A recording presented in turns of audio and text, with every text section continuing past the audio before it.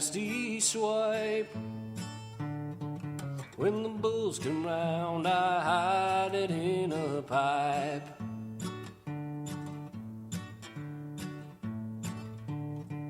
I toss and turn and pray to win this funk,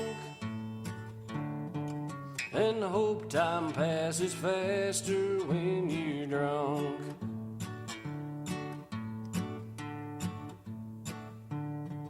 Well, they sent me up for shooting you, my dear.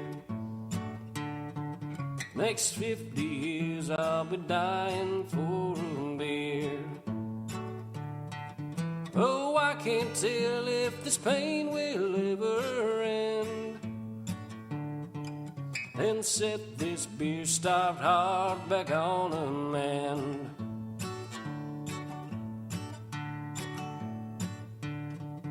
Well, as I lay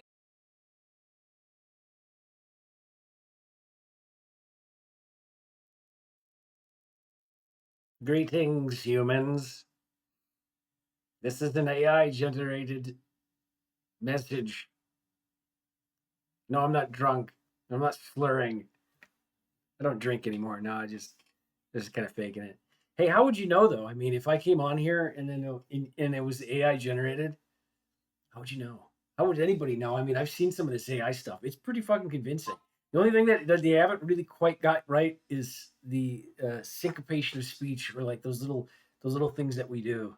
But it's getting real close, man. It's real close.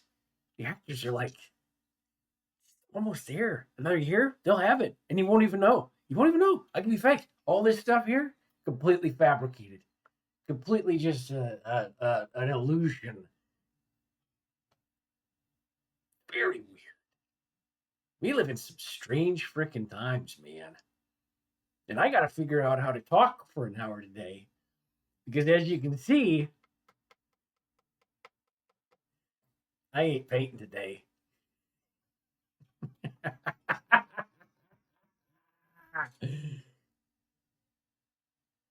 Because I didn't want to, and also I need that thing to dry a little bit more before I keep working on it. I don't need to. I'm more like want to. I don't want to. I want to. I don't want to. So this is what we got today. We have this for a whole hour. I'm kidding. No, I decided today what I was gonna do. We're gonna do a little showcase of the stuff I've already done for the card game up to date. You've seen 3 paintings.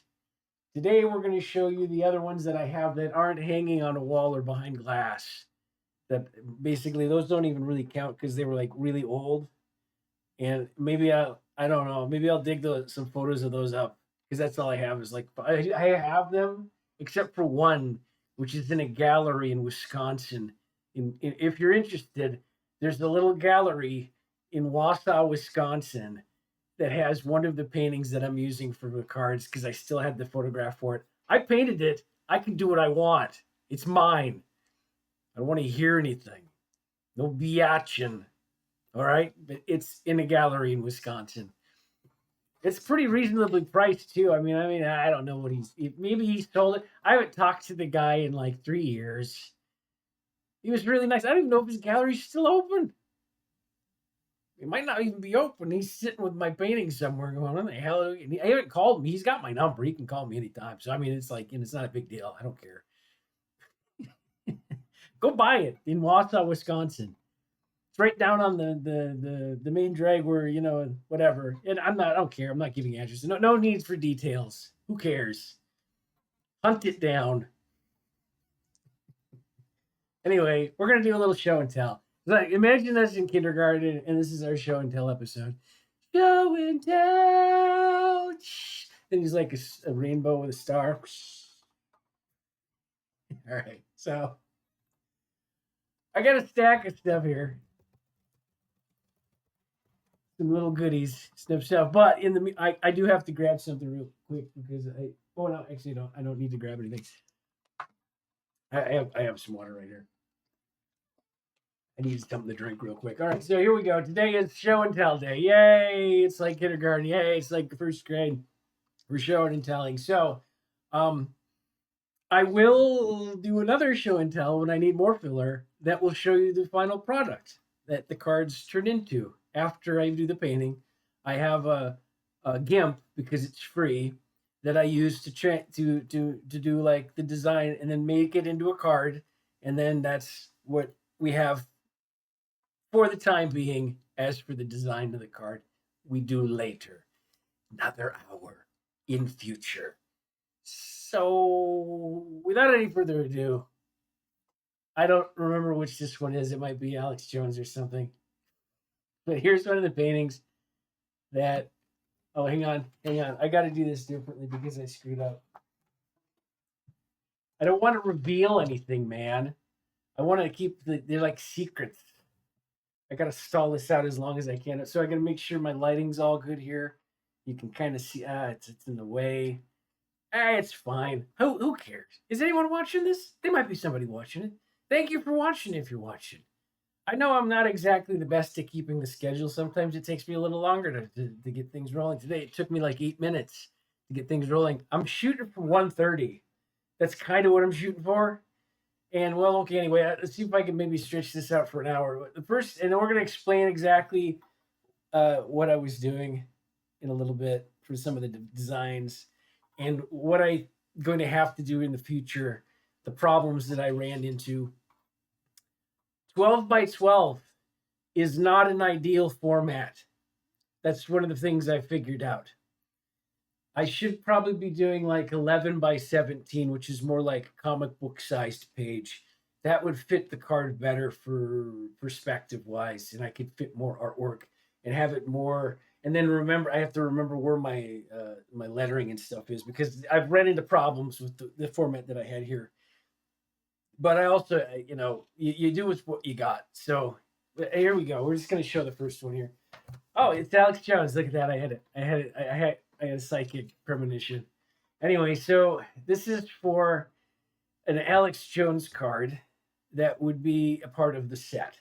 And how I designed the game, we'll get into a little bit of the talkie before we do the showy telly for that later. But I designed the game that you're going to have, it's about debates. So you're going to have an avatar card. And the avatar card will have two sides. Like a card game would normally have one side and then would have a card back. These cards have two sides, and you can actually technically still use them as a play card in the deck, with the exception you must use sleeves, which everybody that collectible card games already does. I don't even know if that made sense, but people that play collectible card games have been sleeving their cards for quite some time now. I don't know if anybody got the memo. Some of them that are really, really paranoid about cards getting damaged will sleeve them multiple times. The same card. And there was a guy that I watched on the video who sleeved his deck 6 times to see if it could be done. And it did be done. It was. That sounds better. This is Alex Jones. This is a picture. It's from a picture that I saw that I got a kick out of him reading a crystal ball. As you can see, I used purples and blues and a little bit of yellows. But it is Alex Jones. And the card game plays like this. You get 2 sides for the card. On one side is his normal side, where he's just kind of goofy and happy, and everybody's cool and chill. Think of it's the beginning of the debate before anyone gets angry and rage filled and passionate. And as you take damage, quote unquote, you would flip it over to the other side, which would be his pissed off side. And I think we have that one next, but we're going to find out. We'll find out here in a second. If we don't, we're just going to keep moving. So that was Alex. We got Alex Jones. And again, I'm monitoring my time here. So I actually chewed up 10 minutes talking about bullshit. I need to do that 5 more times. 5 more times I need to chew up 10 minutes and I'm golden. Good. So Alex Jones. So I painted a picture of Alex Jones. That. That's what I had there. And this is another picture of Alex Jones. This is for actually a second card. This is for a different card. It's kind of the same thing. We'll get into that when we get into like the dynamics of how the game works and all the different stuff like that. But we might bring this picture back. This is just kind of more of an artist showcase. We're going to show you some of the pieces that I've already finished up and are ready to run. They're ready to go. Again, I found out that it's hard because I lose a lot of space, or I have to zoom it in real close to get the card. So like I'd have to zoom it in, and that would be kind of the card. And this one actually is two cards, believe it or not. It'll be this one here is an Alex Jones card, and then this one here is going to be like the capital, or I think the name of this one was J6. I think that's what this one was. As you can see, come on in, we're open, and then all the windows here are open. I don't know what I was trying to say with that. I think I was saying something about that. This one's been done for a while too, so I mean, I don't know, mystery there, suspicious mystery. All right, so I did like this one. I had to redo the flag for the original drawing like 5 times before I found one that looked good. It looked kind of billowy enough. It didn't look so 90-degree, which is it's like one of those things that I didn't want it to look Todd McFarlane because that bothered me. It always bothered me in the '90s. The Todd McFarlane cape or clothing, it always looked too 90-degree. It didn't have what happens when fabric moves. It was kind of more the stylized version of it. Yeah, he's an okay artist. I kind of he's an okay artist. Kind of mean. He's a mean guy. Well, he was. He was very arrogant back in the day. But I guess I don't know. Maybe he's mellowed with age. I have. I mean, we all do. But anyway, so I had to do the flag again. I think it turned out all right. This was very quick. I think I did this whole thing from beginning to end after the sketch, probably like 3 or 4 days, and I just kind of rushed through it. And I'm kind of slowing my stuff down a little bit from that because it was a little quick. It was a little fast, and it's got a little stylized, little cartoony thing going on, which is kind of cool. Oh yeah, this is a different one. This is for a different card. This was actually 2 cards also. So one of the cards was going to be the chicken here, and the other one is going to be this one. So I was trying to do this economy of space kind of thing where if I can fit multiple cards onto one piece, then I'm saving a lot of money. Like saving twice the amount. This would have been 2. So that was kind of the idea for it. But I think what I want to do is again 11 by 17, which might be a little harder to do with the camera setup because this works fairly well. It fits in there. I just have to unzoom it a little bit. I'm not reached, but maybe a bigger canvas would actually help out. I'll need more stick though. I'll have to. That's the one thing I'm noticing at the moment. So this is one. It's a Roberto and a Roberto Jr. You'll notice a lot of the stuff that I'm running through is very Timcast inspired because that's kind of where I got the idea for the game in the first place. But it is something that's going to be more encompassing of a lot of stuff from the internet. I was just watching a lot of Timcast and I was like, I kind of dig this. I can make this into a thing. Let's do it. So that was kind of where this whole idea started. And then, of course, there was, I think at the time when I first started doing it, it's not like he was calling out for people to submit stuff, but I remember he was talking a lot about starting up or getting a collectible card game or some kind of a lot of like that kind of thing. I think that kind of, and I was like, well, maybe I could leverage that into some interest or something. And I wasn't really anticipating anything from it. It was just kind of more like that was what fired it up, and then I took it from there. So the first 100, I only have 100 cards designed. So the first 100 cards are kind of like the Timcast set, is what I'm calling it. So it's like the first 100 cards would be like the Timcast set, and then I would release an expansion, or I would release the idea was to do expansions every year. So the expansion would be like 2024, 2025, and it'd be like a year in recap kind of a thing. I don't want to do 4 expansions a year. I think that's a bit much for collectors. And also, this is a small op, man. If I can get 1 expansion a year and last for 2 years, I've succeeded. That's as far as I can tell. If it's anything, because 2 years is pretty much the cap for collectible card games. If you can make it 2 years, you're a success. You're a successful card game. Not expecting to make it past that. If you make it to that point, most of them they flounder within the first year, unless you have big license behind you.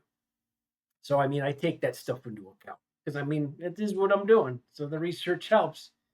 But this is the Timcast set. So we have some. Alex Jones was kind of was in there. I thought it was cool. You kind of have to do Alex.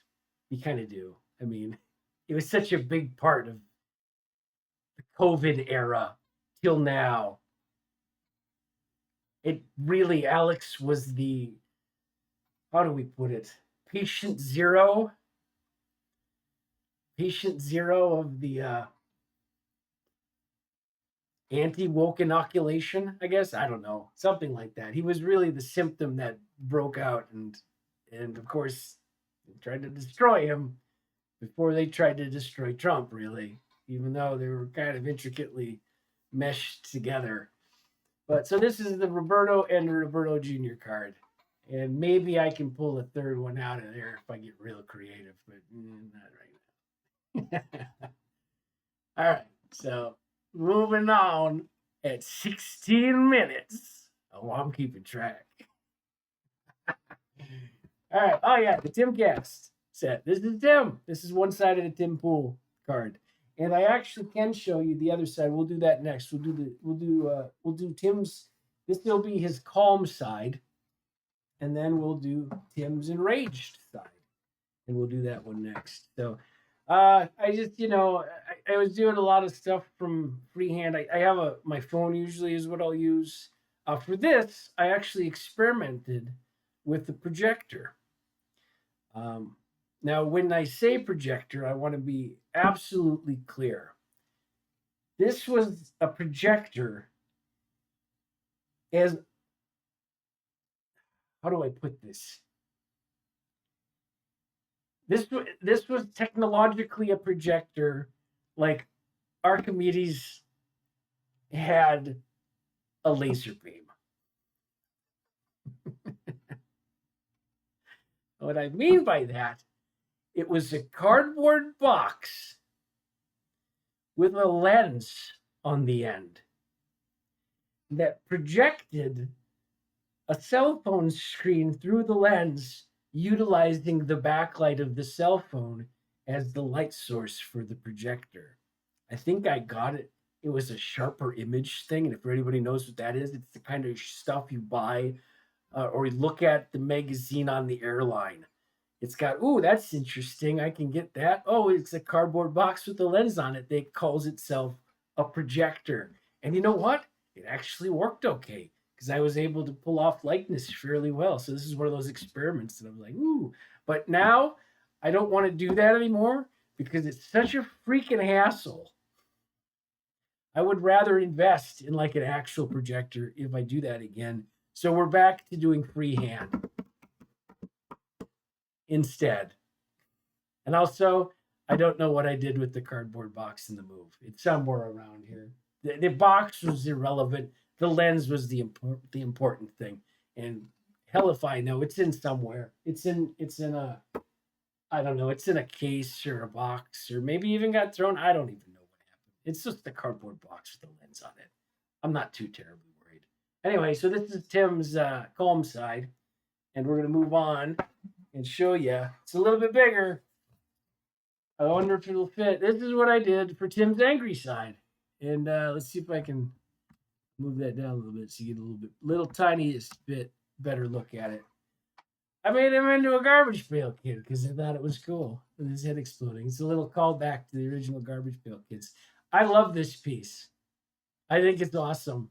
I don't know if I'll ever sell it, but you'd have to pay me money to get this, to pry this out of my hands.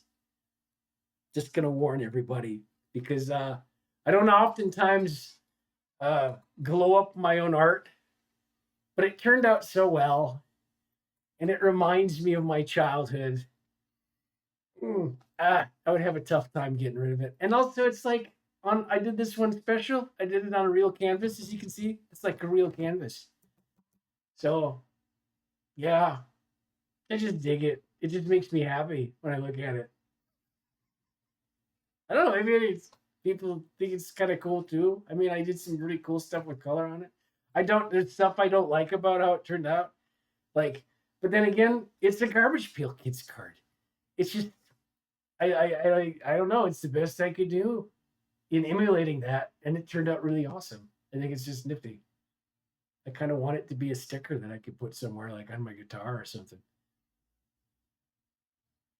Okay, so moving on. What are we at? 20 minutes. I just have 40 minutes left to go. How many do I have left? I'm going through these a little fast. I have to slow down. We might go through them twice.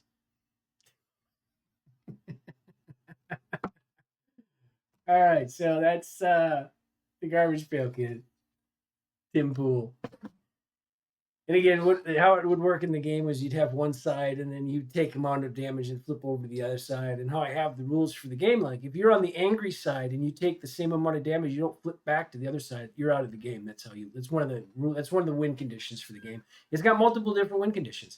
You can win the debate, or you can win through violence. That was kind of the main thing. Is I wanted to have these two kind of asymmetrical victories in an asymmetrical game also, because all the avatars are going to have different stats. So it's an asymmetrical game with asymmetrical victory condition or multiple paths to victory. And one of them being you can actually beat up the other player. Not actually beat them up, but like violence is an actual tactic you can use instead of the debate. And if you're playing a debate deck versus a violence deck, you're going to be kind of at a disadvantage, sort of. But you might actually. It really it depends on how well the decks are crafted at that point. So it's got these multiple kind of opposing victory conditions. Just chewing up time here. Just spending time, baby. Just spending it like it's worth something. All right. Next. Ah, yes. Ian Crossland. And I'm gonna fix my thingamajig here again. Just go move that up just a little bit. There it goes. Is that better? No, wait. I'm gonna do it with this because it worked a little better. We're just gonna bring that back up. I do have a couple more. I have one more that's a little bit bigger, and we'll get. So this was his calm side, and then we had another one that is his worked up side. So as you can see, it's a painting. I mean, what do I say about it? It's like, oh, I do special technique and this, and I painted the thing. I just did so fast. It turned out okay. Sometimes you get lucky. I mean, I really like the way I paint ears. I guess I don't know something else. It looks a little off, but that's just me. Maybe I'm looking at it funny. I guess it's okay. It looks kind of like Space Jesus, which is kind of who he is anyway. I guess. And I guess it kind of works out. That was supposed to be a guitar behind his head, but I forgot to finish it on the other side. But hey, when you're dealing with it, I can just crop that shit. You never know. You'll never know unless you have the piece. You'll be like, oh. And then I also made a mistake. I was being clever, thinking I could save space. I should have actually used up the whole canvas for this, or the whole board, because as you can see, these are just kind of like a thin board with a little bit of canvas glued on them. You can actually see that the canvas just kind of it's like really just tacked on. So it's not really like what you'd call like a very disposable, very cheap. I think I paid like $10 for like 10 of these back in the day. I don't know what they cost now. I do have to get some more because I am out. But if I do, like I said, 17 by 11 or something close to that kind of ratio, I think would be a lot better for. But I mean, it turned out okay, I guess. It's nifty-ish. So that was those. Oh yeah, the other side of the Ian Crossland one. I wanted it to look like a '70s album cover from like a really bad uh, heavy metal band. And I never really finished it. I could probably have done another wash with the reds, but it's like that little space thing or whatever, space cheeses with the. And then initially this was supposed to be an eye, right? But it looks like something else, done it. So we're just going with that.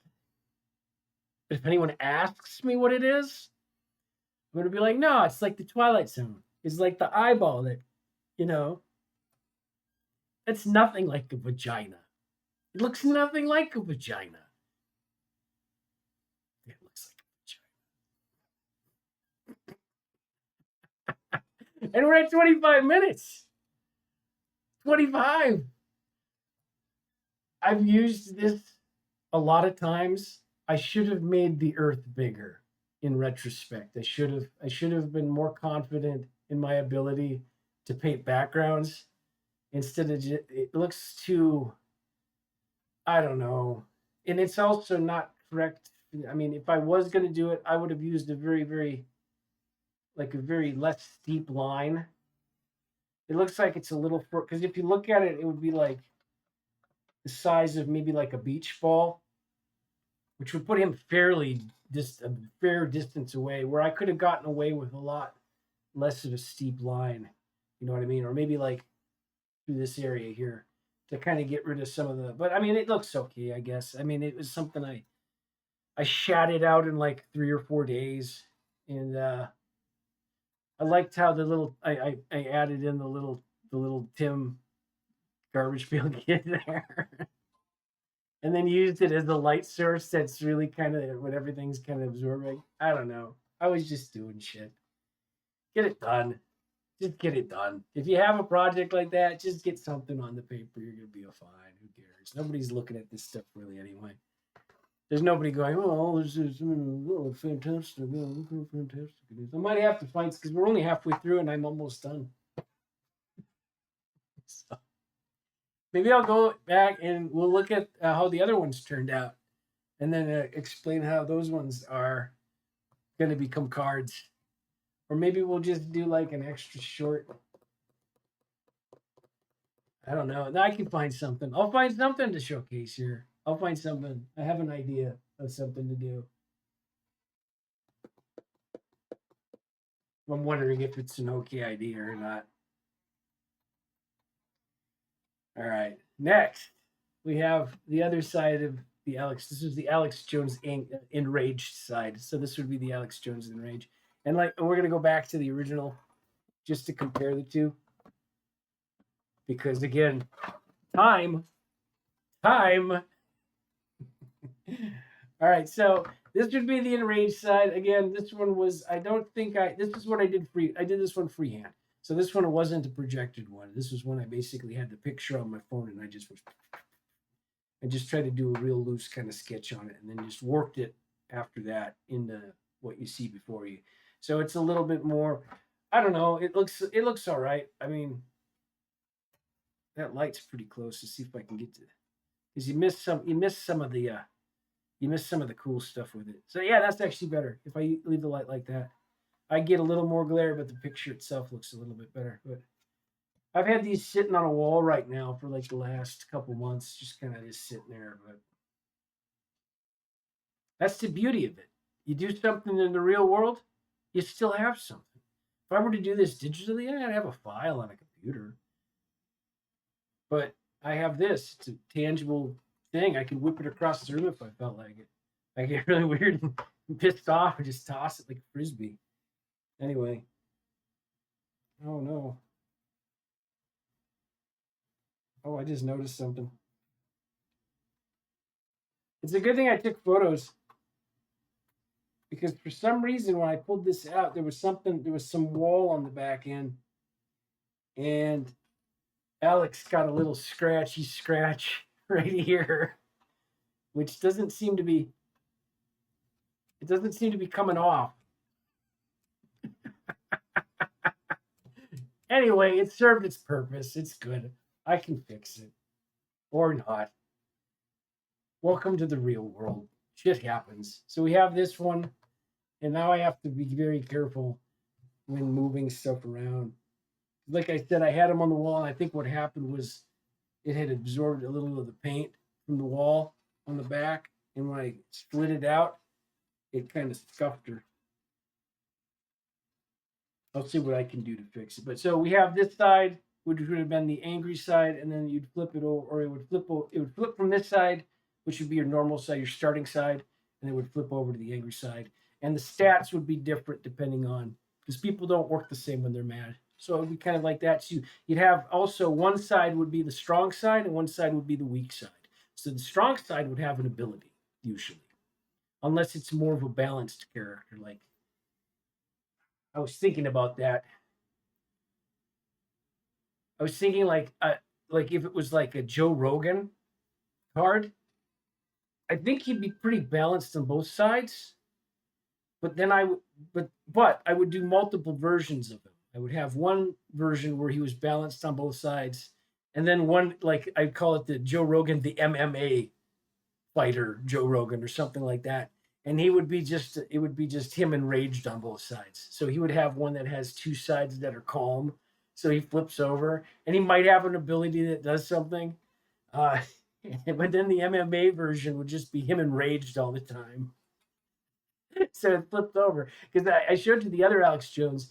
That one actually is a one-sided avatar card, so it doesn't have the ability to flip over. It's he's always enraged, but he always stays on that side, which is kind of an upside and a downside. He gets really cool stats. He has a really cool ability, but if he ever takes damage and he doesn't have a lot of hit points on that side, but if you ever basically if he takes any amount of damage, you lose the game. So it's a high risk, high reward card. It's meant to be because you can use these cards also in the deck as a word or in the sentence. We'll get into that when we get into the mechanics of the game a little bit, which I'm not doing that today. I was thinking about doing it. Maybe I could do a little bit of it, but no, I want to set up a different setup for it. Looking at the cards on this in an itty bitty little format, I maybe be. I mean, what do I got? 32 minutes. Yeah, I could maybe do that. I only have one painting left for this, and then of course we've got the other ones. So yeah, maybe we do. Maybe we do. I don't want to do that on its own. We'll do a quick one. We'll do like 25 minutes worth.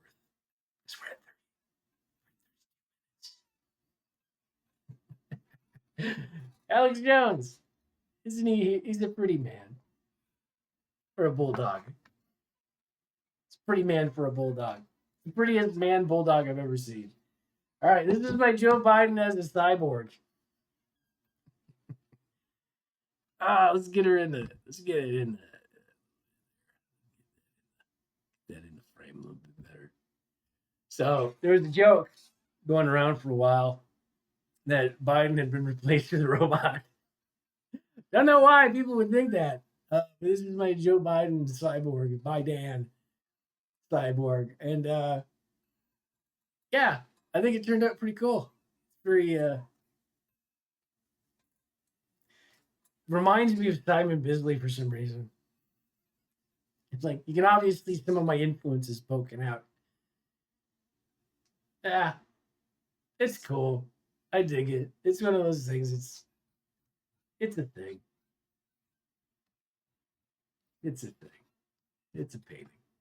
All right, so let's go through the new ones because I think these ones are done, and I think they're dry enough now that I can actually I can knock them around a bit. If you've been watching for a little while, you've seen me working on this one. This was actually supposed to be one card. I might be able to pinch a couple other cards off for it, but you'll notice there's a syncopate. There's a little bit of a similarity between this one and the next painting we're going to see because they were meant to be photoshopped together for promotional purposes. So the colors in the backgrounds are going to be a little bit similar. And the reason for that, we'll go through that a little bit, was this was going to be one card. The other picture we're going to show you, it was two cards. And that was in those two. And then, of course, we're going to use that to, we're going to overlay part of it so they look like giant kaiju monsters in the background fighting amidst an atomic bomb blast. So we've seen this one. Let's move on to the next one, which was supposed to be the overlay. Ugh, I gotta move. I gotta move here. You get a real close up look at my nose hairs. All right, this one. So how it would work was when I am. Ooh. So when these are finished, which they are pretty much primarily, I do have to do a little bit more work on Trump here because I mean it doesn't look like Trump. Who gives a crap? I don't care. It looks close enough. Anyway, so this is going to be a Joe Biden card and then a Trump card. You can see right there. Then I was going to use it for like the box art or promotional or like the booster packs or whatever. This is going to be a part of a larger picture that would just be take pieces of it and Photoshop it together. Imagine this one over the top of this one where the two guys are standing like kaijus right here fighting each other amidst the atomic blast.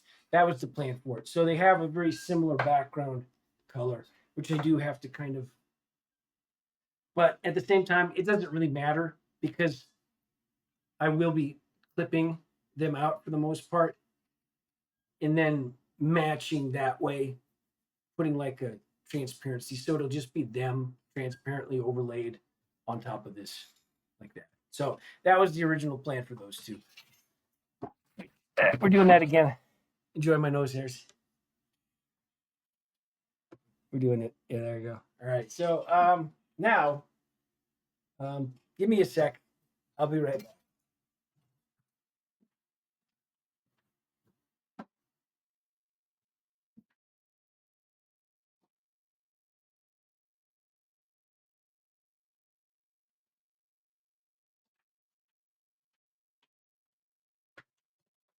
Okay.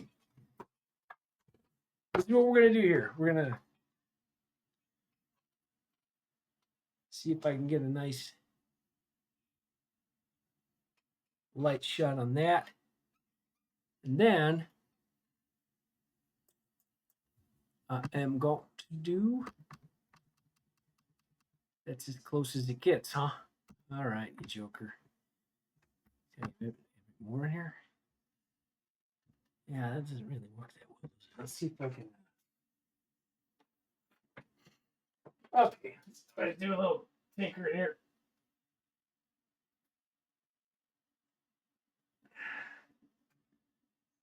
Nah, too much. Is that gonna work? That's better. Yeah.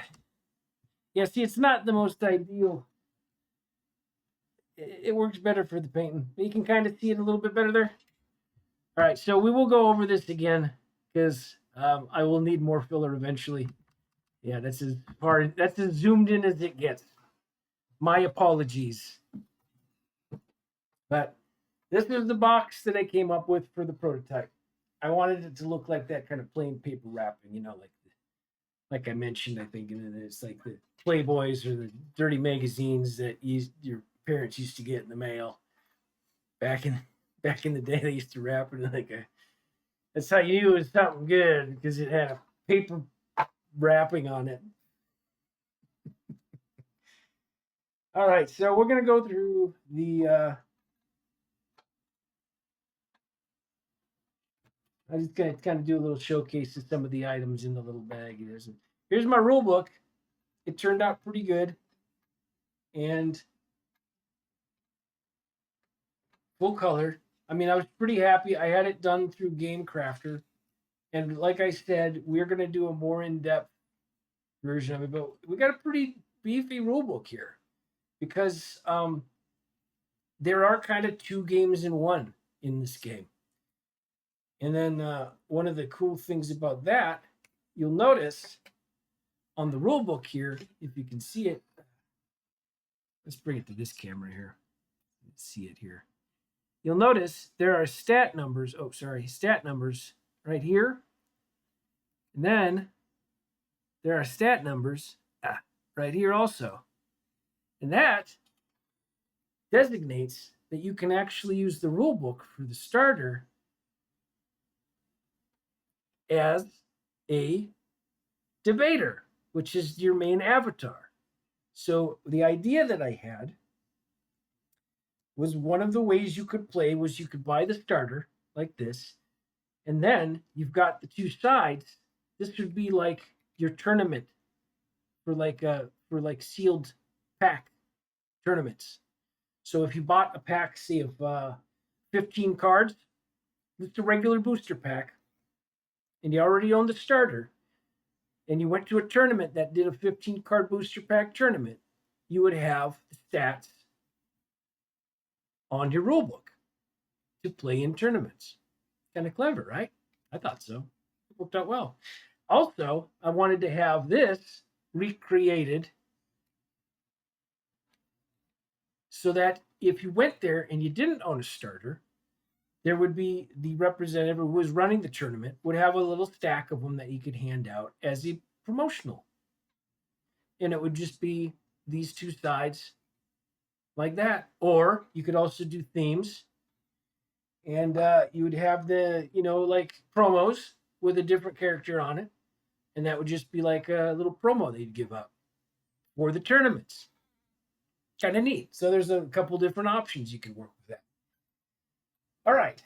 So that's the rule book.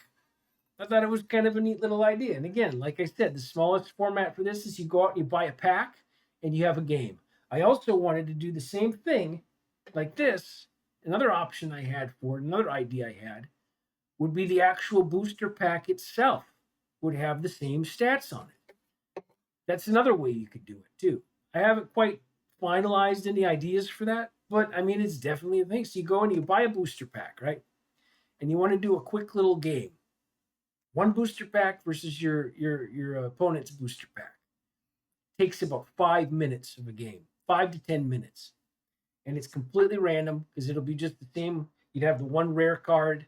You'd have the like one slot would be for a foil with the varying rarities, and then the rest of the cards would be separated between your commons and your uncommons, right? Just like a normal pack of Magic cards are back. I want to do more like a 15 card pack instead of like a 9, but you could still do a 9 card pack. I haven't really figured out exactly that logistic element yet, but you could do that. But you could, that's one of the things, one of the ideas I had bopping around in my old melon, that you could put the actual stats on both sides of the booster pack and it would work the same way as the rule book. So you could have that element added into. I don't know. Something to knock around. All right, so let's get into a couple of the cards. Like I showed you, the Ian Crossland, we had both sides. This is the one side here, and then you would flip it over, and it would have the other stats on the other side. And one of them would be the enraged side. This would be the enraged side, and this would be the normal side.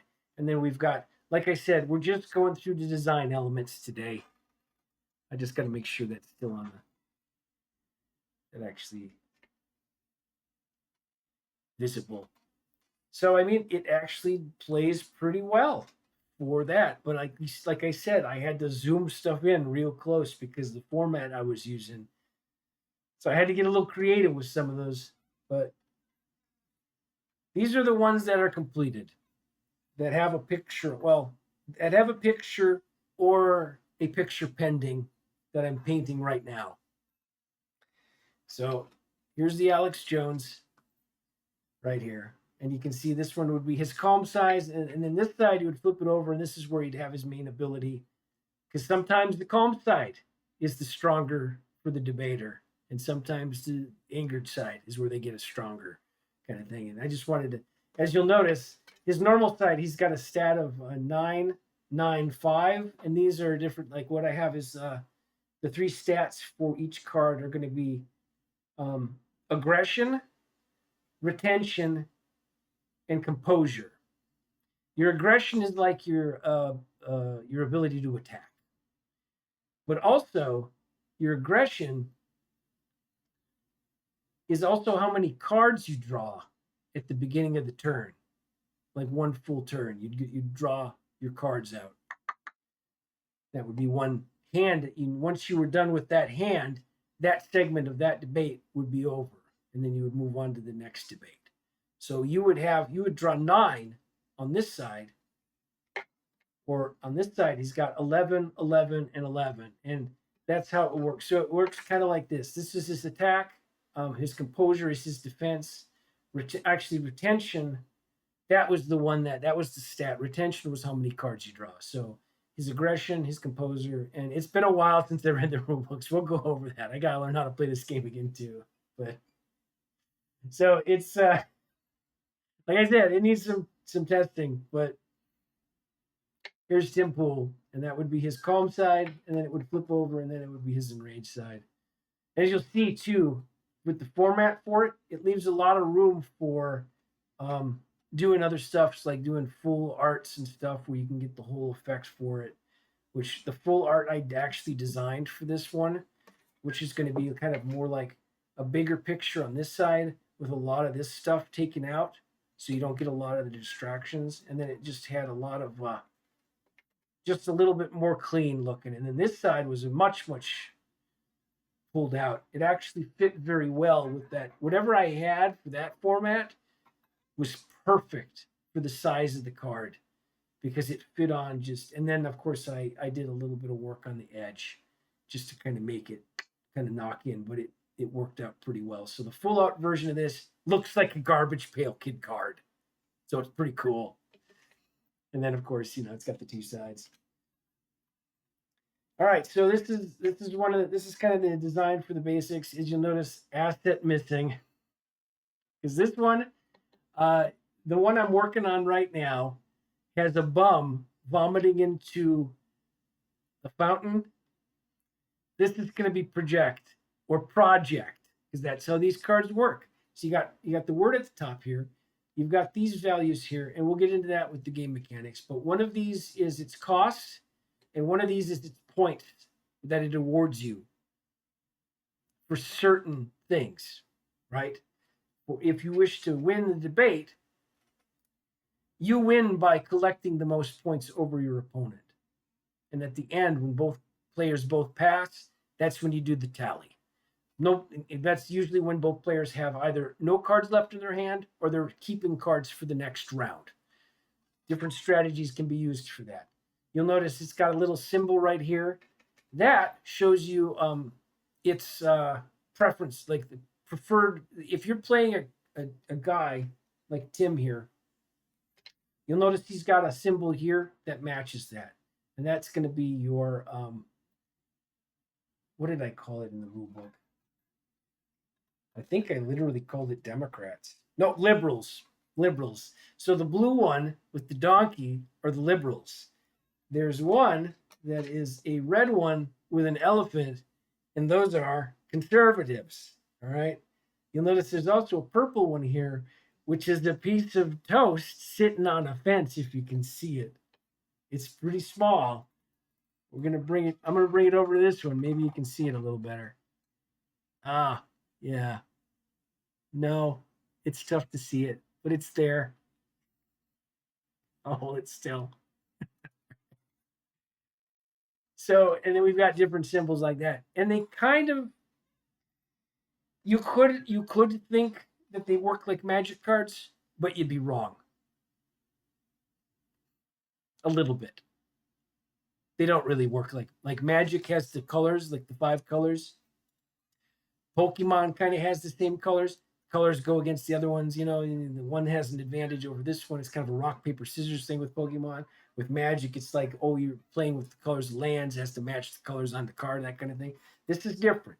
These give you bonuses if you match up. So if Tim Pool, he could still play this project, because it's spelled the same way. It's not always the same word. You could use it in multiple variations. So he would be able to play this, but he wouldn't get to use that because that's a bonus that makes it cost 1 less and adds 1 point to for every one of these that you match that's on this card. And these cards will have, well, let's see if I can find one here that's got multiples on it. Oh, yeah, here's one. This is J6. So you'll notice it's got the liberal, and then we've also got this other one, this gray one, which is supposed to be silver. or more like aluminum foil. But that's going to be our conspiracy theorist. Conspiracy theorist, and he's got a liberal symbol on there. So if Tim Pool, let's see if I have one here. Did we go through one that has both? I wonder if I do. Do I have a main character that does that? I don't think I do. I only made a couple that have pictures on it. Ah, yes. Okay. So I was talking about the Alex Jones one, the secondary Alex Jones one. This is Alex Jones Gorilla. You'll notice he's got a blue donkey and he's also got a gray hat. So he is a liberal and he also is a conspiracy theorist, but he also has an anarchy symbol, which means he's also what did I call it? Anarchist? Was I that on the nose? I was, in fact, that on the nose. The anarchy symbol, and he's got the little doo-doo symbol, which is, you'll notice, that's also the symbol I use here on all my videos. I think it's even my profile's picture symbol is the doo-doo. It's the ice cream, chocolate ice cream, wink wink, nudge nudge. It's the doo-doo. And that one is for bullshit artists. And he's also a conservative. So he's a liberal, a conspiracy theorist, an anarchist, a bullshit artist, and a conservative. The only thing he's not, you'll notice, is what we call a moderate, which is the purple one with the toast on the fence. Again, remember, heavily inspired by Tim Pool, IRL, Timcast, whatever. So Alex Jones Gorilla, you'll notice here, he's got a lot of different things he could use, and he gets, now here's the fun part. This card here would give him a +1 to the point and a -1 to the cost for every matching symbol that he would have. So this card here would cost Alex Jones Gorilla 1 cost, which would correspond to your aggression, and he would be worth +2 points, and it would be worth 4 points to this Alex Jones card in that debate. That's how that works. So your aggression determines how many points of cards you can play during the round. Your retention is how many cards you draw for that round. And now here's the fun part. If he were to flip over, you'll notice he doesn't have another side. Because if he flips over, you lose.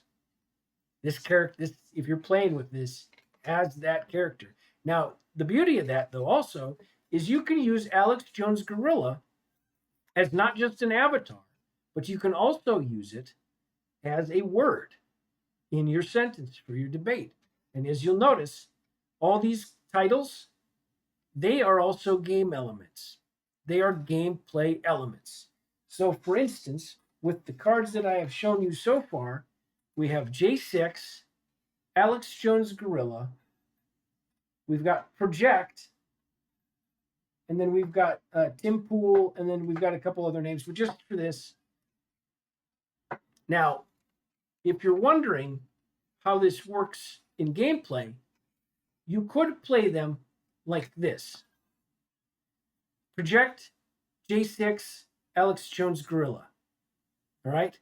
It doesn't make sense. No matter, even if you add any, even if you add in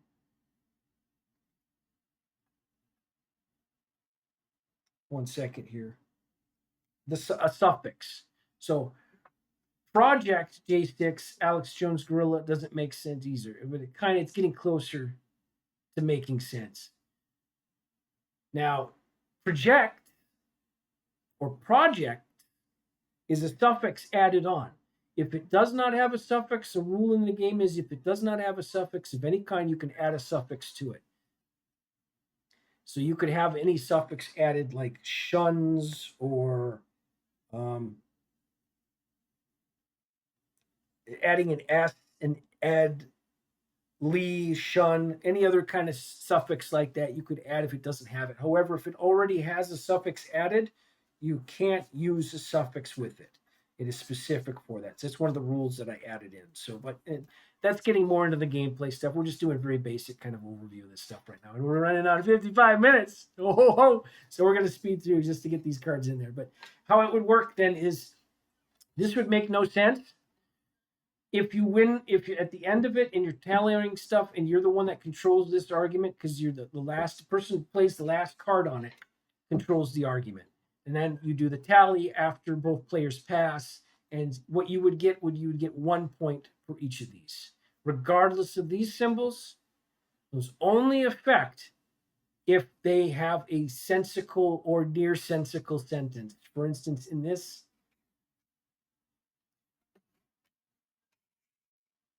if you switch these around, Alex Jones Gorilla project J6, you could add an S to project, making it project.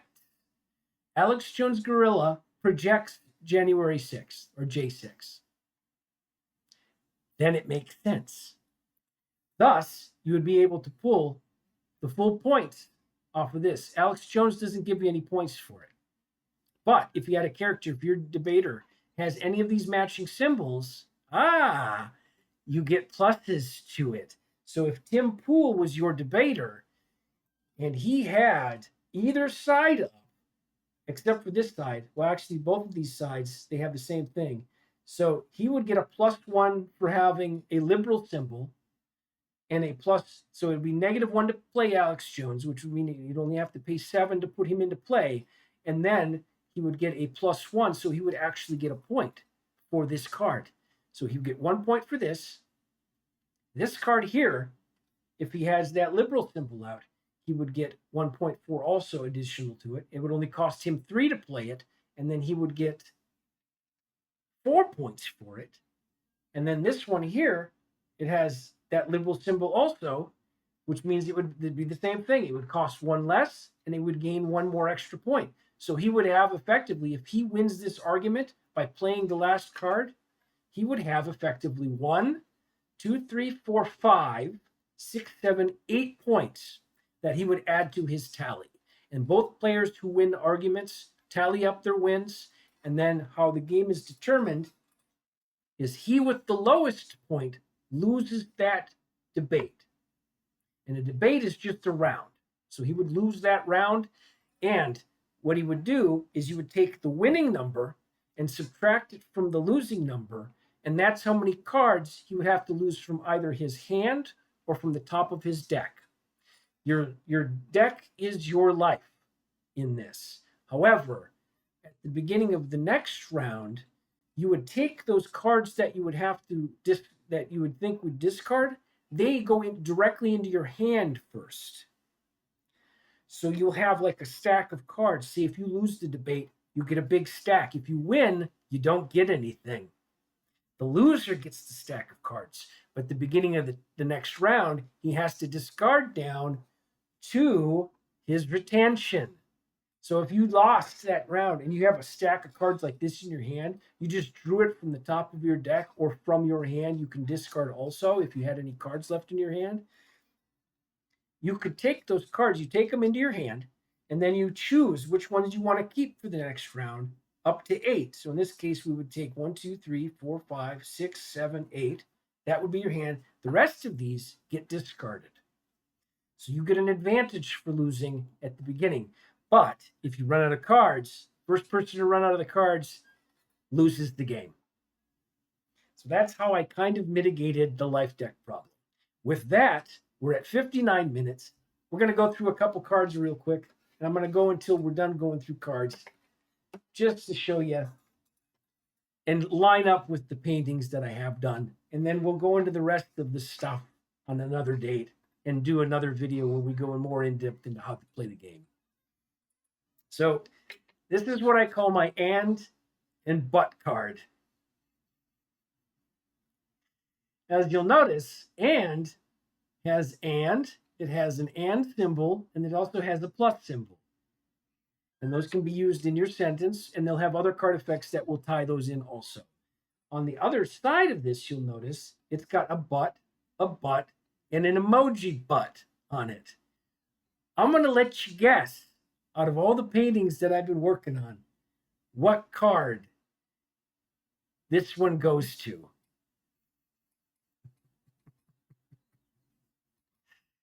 It's your homework assignment. And but.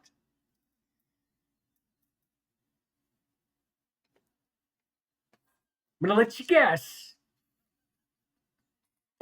what card lines up with what artwork for this card, which is the penis and vagina card. Don't read this because it gives it away. Ah, screw it. It's already given. It's eggplant and rose emoji. Done. That's the penis vagina card. These are, like I said, these are cards that already have something waiting that has a piece of artwork attached to it. The rest of them I'm working on. We're getting there. It's a slow process, but it's coming. It's not like I'm doing this with AI, man. This takes time. Anyway, so speaking of time, we're now at an hour and 1 minute. I did good. This is my man and woman. I got a kick out of designing this card. Because I wrote here on the rule text here, if you can read it, it says cannot be used by liberals. You'll notice up here too, it's got a little like a slash.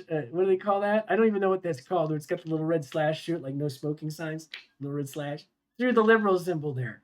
Everybody can use this card, but nobody gets the additional points for it. But liberals, if you have like a Tim Pool out there, right? We'll go back to Tim because he's cool in that manner. Tim Pool could play this card, but only while he's calm. If he flips over to enraged and you have this card in your hand, you can't play it anymore. It just becomes a dead card. And you can't play it. It ends up in your hand. You can save it for another turn, hoping you can get him to flip back. And there are ways to do that.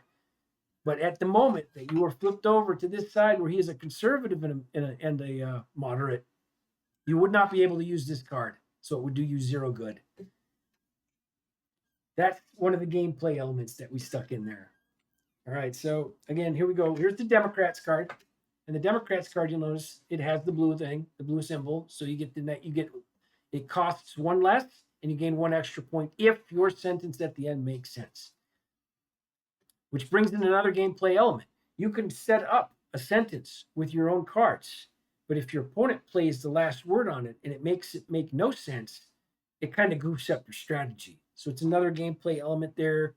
It's it's going to be one of those games where it's kind of fast-paced back and forth.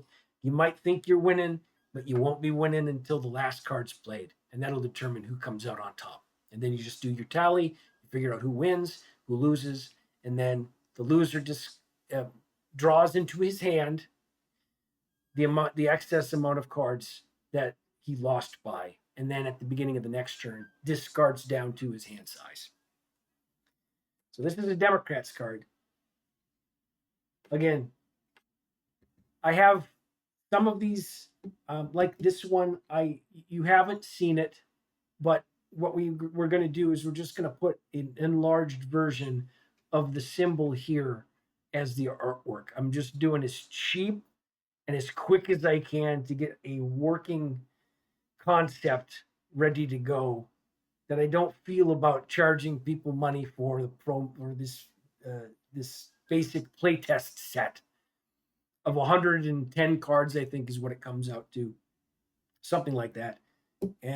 But hopefully I'll get it all done and it'll all have pieces of artwork attached to it, and then we set it all up and then it doesn't look bad. It looks good. That's the whole idea for it. But Democrats was going to be just an enlarged version of that symbol. Same thing for the Republicans here. We're going to have that same thing. It's just going to be the conservative symbol here blown up to an extreme degree, just to fill it with a piece of artwork. Because again, too, these symbols here, these are everything on this, aside from some of the background stuff here for the actual borders, comes from a real world source.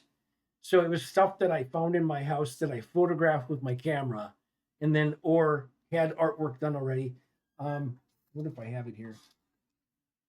This, just to give you an idea, if you notice right up here, we're just going to point it out, that bordering is my palette that I use.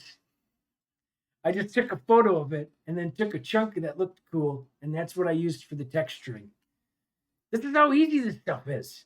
You just roll with it, man. Do something, it looks better than nothing. And then I just kind of stacked it all on top. It's not perfect. You'll notice there's a lot of defects in the design, but it looks like a 90s card game, which is what I was shooting for. So right now, this is just a preliminary kind of design elements, but that's what we did. We just used stuff I found around the house, took a photo of it, blew it up, and put it on GIMP, and then used it as the background. Now, when I said that it's kind of a parody of magic, you'll notice you haven't really seen anything that parodies magic yet. Well, this is Joe Biden. Does it look familiar? The format?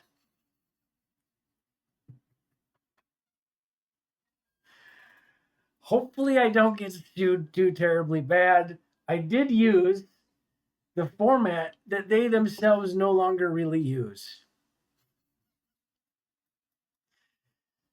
which I don't know what the legality of is for it, but I ain't got in trouble yet because I think I'm pretty fairly protected as long as it's still satirical in some element.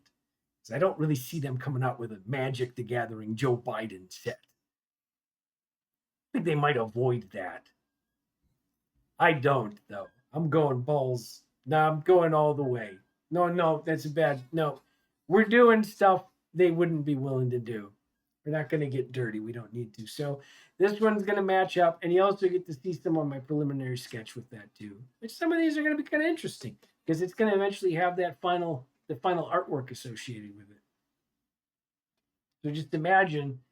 Now, of course, too, I left it in an open-ended fashion so that if I wanted to, or if somebody does actually threaten me with the big old lawsuit, and I ain't got no lawyer because this is an art project done by one guy, I could easily just swap it over to another format and stick instead the stats that I need here on there. Because again, it doesn't really utilize the same. It's a similar kind of, let's just say it's a similar kind of gameplay element, but not really. It works completely different. For instance, like, and I did this on purpose, we don't really have a way of tapping in this game. We have something that I invented called fapping.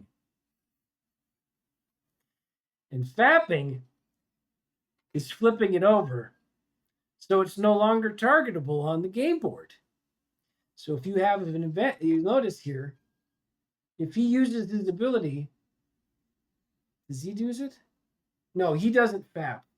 But he does have a couple stats here. And one of them is his aggression, and one of them is his composure. Again, they all align with the other stuff too. And they work kind of similar. So his aggression works as an attack, and then his, it's called something different. So his aggression and his composure. He can, this is one of the ways I said there's going to be like that multiple versions of a victory condition if you were to attack your opponent. You could literally use your aggression to attack him, but you wouldn't rotate him like that. You would flip him over, and then he would be off the board. He would be untargetable for the rest of that turn.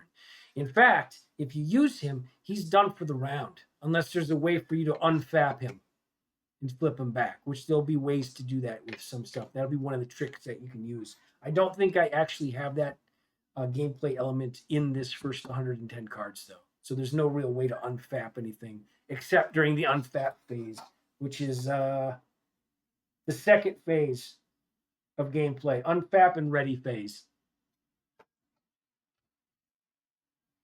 Here's Donald Trump.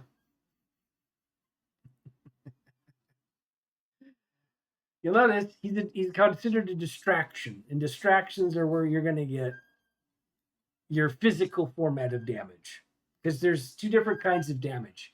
There's ego damage, and then there's violence damage. Distractions cause violence damage, unless otherwise noted in gameplay text. So like I said, you notice Joe Biden had a 1-1. He's got one aggression, one composure. Donald Trump also has one aggression, one composure. But he also has an ability here where it says TDS. FAP, to force one distraction in play to attack another distraction in play with a +2/+2 modifier.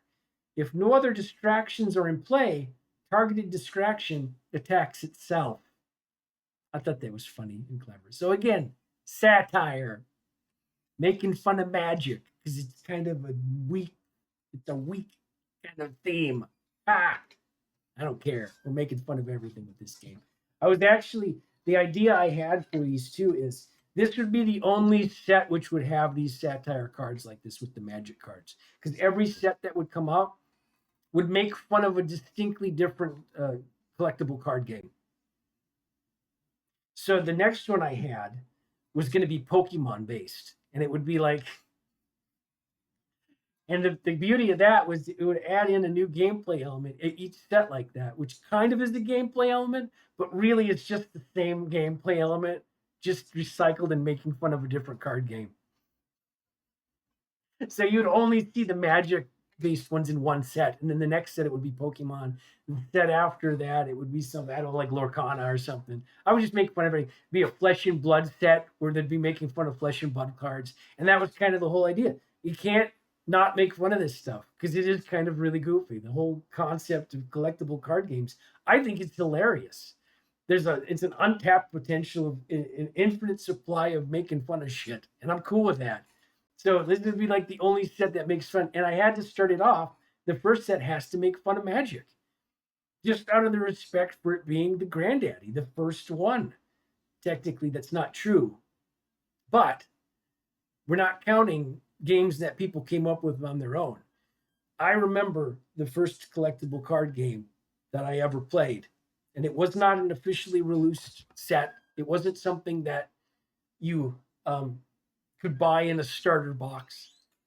The first collectible card game I ever played was a game that we used to play at the card shops, baseball card and sport card shops, mind you, where you bought a pack of baseball cards, right? And then one person started, the other person went, named off a stat, and you opened your pack and you looked for whoever had the highest stat in that, like say RBIs. And you'd say, oh, I've got this RBI that's got this highest stat. And your opponent would then look through his cards and look for the highest stat of his RBIs. And whoever had the highest stat won both packs of cards. It was a game card shops used to play. And we'll tell a story about that one day. I got in trouble with that game when I was a child. But we'll tell that story one day. This is Donald Trump. I thought it turned out well. I thought the TDS effect was clever. Here's my Joe Biden cyborg. You'll notice he's got a silver background. He's a conspiracy theorist card. So again, you play it the same way, same cost here. It costs this much to play, unless you're playing it from a conspiracy theorist, which means it only costs 3. But it gives you 4 points if you don't use it as a distraction. You can play this card as either a distraction or you could use it as the word in an argument. Dual use cards, multiple use cards. Everything's playable all the time. Every single card in this, whether it be your avatar, whether it be your distractions, they all have these stats at the top and a title that you can use in other elements of the game. Back and forth. But you got to make a choice. Do you want to use it as a distraction or do you want to play it as a word? Sometimes you don't get to make the choice. Sometimes you're desperate for something and you have to do one or the other. That, I wanted to capture that kind of, what do we call it? Indirect thinking, I guess is one way of saying it, where you have to come up with problem solving. I have a problem, I have to solve it. Maybe I don't get to use this. Maybe my plan goes south and I have to change directions. I wanted that element of strategy in it. So it's got some deep, but it's a very simple game with some deep elements. Here's my Roberto Jr. card. You'll notice is a merch card. So we have these merch cards. Again, dual use card. It can be used as a word. This one gives you no points and it has nothing on it. That's a card of desperation if you're using it as a word, because it's really easy to just play it as a merch card and it goes next to your avatar and it gives him special abilities, maybe. Roberto Jr. is different because he's dead. Roberto Jr. replaces any Roberto or may attach to any debater who just flipped out. Reattaches to any subsequent debater who flips out. Debater -2 to all stats. It's a bomb. It's a trap. It's a trap. Now that I see that, there's a lot of cards like that that have those kind of like, oh, you can set people up for these negative stats, which means it's not doing anything to help you this round. That guy still has those cards in his hand that he played, but he can't play as many now because he's -2 to that stat. So his aggression just went down 2 points. So the next turn in that round, he's going to be at a disadvantage. You get to screw with your opponent a little bit. So that's Roberto Jr. But we also have Roberto. That's just, replaces any Roberto Jr. Debater +1 to all stats and adds bullshit artist to wheelhouse. And your wheelhouse again on your debater is going to be these symbols right here. That's your wheelhouse. So if you were to play this as a merch card on Alex Jones, he would get 2. Now he doesn't. It is cumulative because some cards you will have to have 2 browns to play, and there's one card in here specifically that has 2 browns in it for this exact purpose. So that you have to play a Roberto. It's a combo. You have to play a Roberto on somebody that already has a brown, right? A dookie. So you get double the dookie. So you can play that double dookie card. Now, I might have mentioned this, I might not. Like I said, these symbols on here, for the distractions, they do 2 different things. If you use it as a word, it gives you the +1, -1. If you use it as a distraction, you have to have that wheelhouse to play it as a distraction. So Alex Jones here could use a Joe Biden sideboard. But Alex Jones here could not play a Donald Trump as a distraction.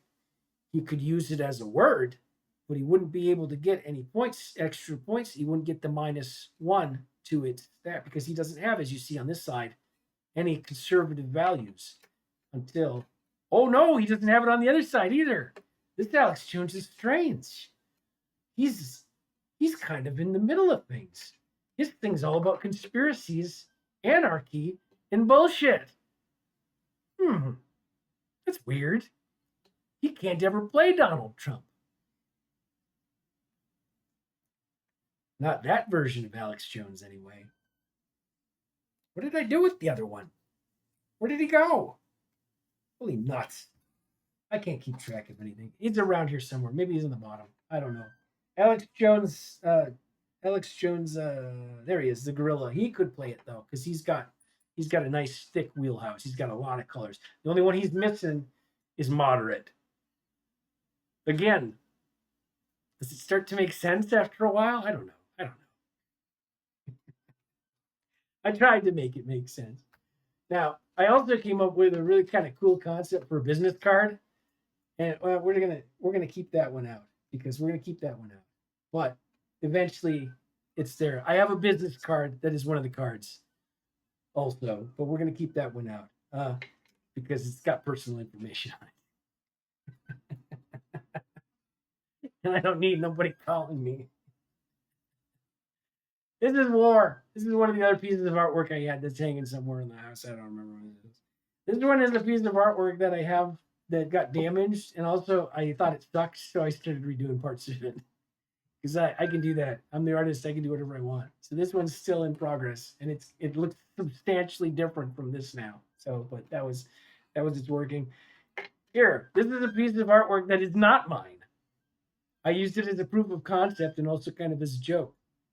This is Paul de la Roche from 1840, who painted a portrait of Napoleon. I don't even think Napoleon was alive when he painted this. He might have been. I don't remember. I think he died. He died at like 50. It was really weird. 49, something like that. Yeah. I thought it was a funny thing because never peaceful. It's Napoleon, for crying out loud. There's no peace involved in that, man. But I got a kick out of it. I'm not planning on doing that. That was just a one time only. Just a joke. This is nuclear right here.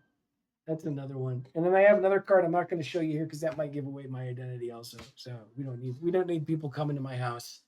we don't need we don't need that to happen because it wouldn't be hard to find that piece of artwork. I mean, they found that Shia LaBeouf's flag in like 24 hours, multiple times. No, we're gonna kind of keep as much as I mean, it's not like you couldn't find these already anyway. I mean, it's gonna tie right back to me anyway. Eventually, there's no way I can hide. I've already made it, but I mean, created it. And I don't have lawyers and stuff, so I'm kind of vulnerable at the moment. So forget I just said anything. Forget I said anything at all. Nobody cares. This is nuclear. Nuclear is kind of cool. Discard hand, discard all arguments in play. All players redraw to full retention. It basically just nukes the board. You play a nuclear. I should actually, now that I think of how powerful that is, I think I should make that in like a one per deck. Like you can only have one of these. Like make it a unique card or something. Because that's a little messed up. Because that literally nukes the argument at hand and sets it back to 0. I don't know. That could be a legitimate victory. You just basically you're winning by playing one card at the end. So if you were to save your hand, right, and you got rid of most of the cards, you bait out your opponent to get out all their cards, and then you wait till you have like one card left in your hand, and then you drop a nuclear, and it discards your entire hand. Oh, it discards your hand, and it discards our arguments in play. All players redraw to full retention. I guess it kind of resets everything back to the beginning. So it kind of what it does, right? So when you discard cards in this game, one of the choices you have to make, because your life deck is your life. That's your argument is like the whole debate, like not the debate, but the whole series of debates is your deck, right? So if you go through the cards in your deck by discarding them, either through playing them or by discarding them through losses, you lose those let's say resources for the future. This is something that speeds that up substantially. So I mean, that's what I said when I said I need play test on this stuff. But again, I went into this thinking I don't really care about power creep. Mm-mm. I'm gonna go as hard. I dialed as much as I could up to 11 right away, so that we get the most abusive stuff right off the bat, and then I just try to maintain 11. We dial it up to 11, and I try to maintain 11. That's how the idea goes. So that it's always going to be the most powerful thing I can think of at the moment. And I don't know how there might be an element of power creep there, but I'm also worried about power degradation. So that if I come, and again, too, keep the set small and I can kind of mitigate that to an extent. There's no way of really stopping either of those two things. Every card game that's come out suffers from power creep and also suffers from power degradation. There's no way around it because we're human beings and everything has limitations. So you have power creep, and what power creep is you start off with the set that's particularly low powered, and every following set that comes out ramps up the power in a minute or a large degree. So eventually you get to a point where they call it as power creep. The power creeps in, so you get these powerful cards. Magic had a problem with that because they started off in the beginning with the power 9, and that's why they were so popular, is because they started off with like dialed up to 11, baby. And then they realized, uh-oh, that ain't going to work. So they dialed it back down to like a 5. Because most of the cards in the first Magic set were already set to 5. And then you had your Power 9 and your duels, and those were cranked all the way up. All the way up. Like maybe the dual lands, you could say they were maybe like a 9 or a 10. Power 9, man. 11. Yeah, so I mean, and then they say, "Oh no, restricted. We can't let you play with those anymore." So eventually they're like, "We ban this from tournament play. You can't do that anyway." So I wanted to mitigate that, or at least keep it to a minimum.